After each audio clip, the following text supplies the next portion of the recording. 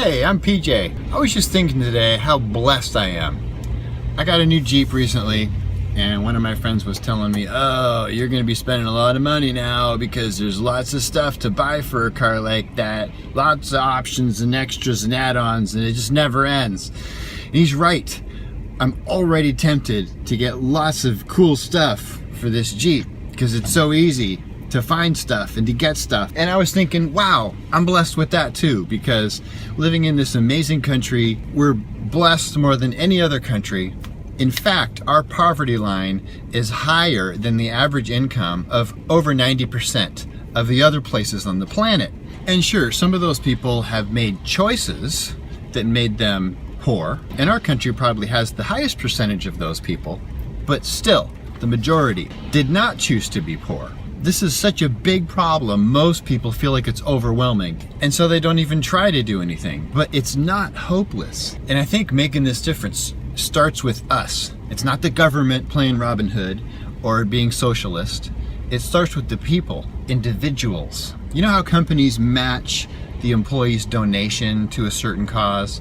Well, I'm suggesting that we start donating to the poor, but we do our own internal matching program. And so anytime that we go out and buy something that we want, but we don't need, then that thing qualifies for the matching program. And here's what I suggest. People who make $100,000 a year or more match 100% of the things that they go out and buy for themselves that they want but don't need. So for instance, if somebody made $100,000 or more a year and they bought an iPhone holder like this that I just bought yesterday for $20, they would put $20 into their matching account. So they just online transfer to their savings account, or they set up a separate account, whatever. They just make the transfer. And then for somebody who makes $50,000 a year, they would put in 50%. So that person buys their iPhone holder for $20. They put in $10 to their giving account, and so on based on income level. So I'm making this giving to the poor challenge, and I'm inviting you to do it with me. And some of you might be thinking, oh, I want to, but that'd be great. It's a great idea, but I can't afford it. Or you might say, hey, I earned my money. I'm gonna spend it on me. Or, hey, I deserve this frivolous whatever it is. What I'm saying is, if you can afford to buy stuff you don't need, to buy stuff you want, I think you should. And I think you should enjoy it. But I also think you qualify for this challenge. So remember, this is wants, not needs. Needs are things like toilet paper, clothing, food, stuff like that. Heck, I would even consider somebody's X-Gym membership a need, because that's their health. This is actually an easy challenge to take. This is something frivolous that you're like, oh, that'd be a lot of fun, and I totally don't need that, but I want it, and so I'm gonna get it. It's that stuff. Then what you do is, as soon as you feel like somebody needs the money, doesn't matter who, but it's somebody who's poor, then you just take some out, give it to them, whatever you feel led to give. However, when you give the money, it has to be completely altruistic, with no return on investment expected, tangible or not tangible. You can't expect them to return any kind of a favor later. It has to be completely 100% altruistic.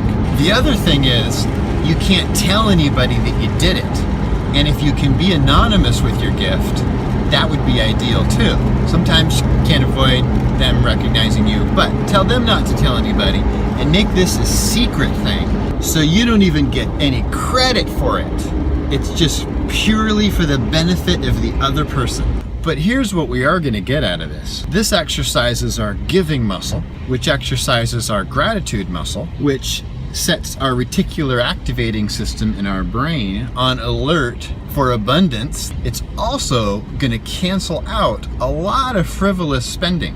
So your total spending for the year, even though you're giving money away now, is probably gonna go down, because you're gonna think twice about spending now on frivolous stuff. Then the money that you do spend on stuff, it's gonna make things count.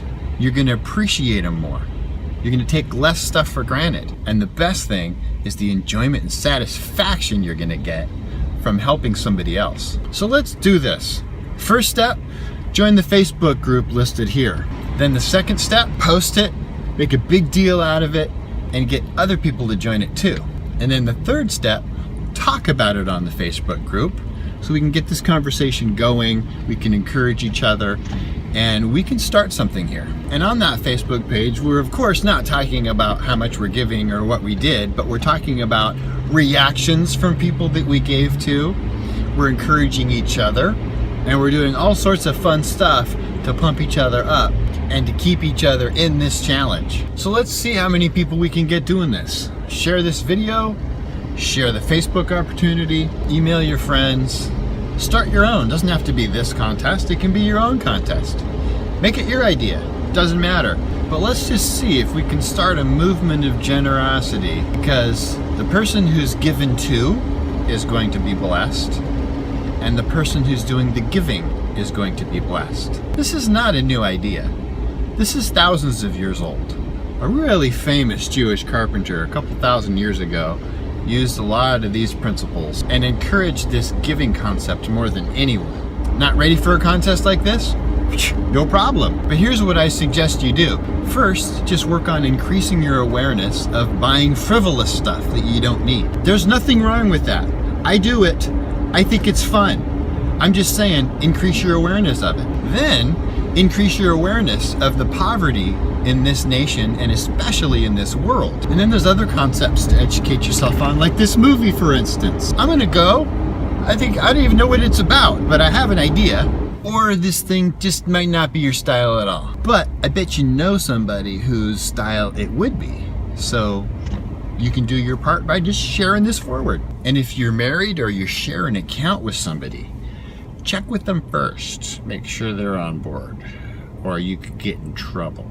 Then when you do get them on board, you'll both have so much more fun, because doing it with somebody is actually more fun, more than twice as fun as doing it by yourself. I'm not saying stop buying frivolous fun stuff.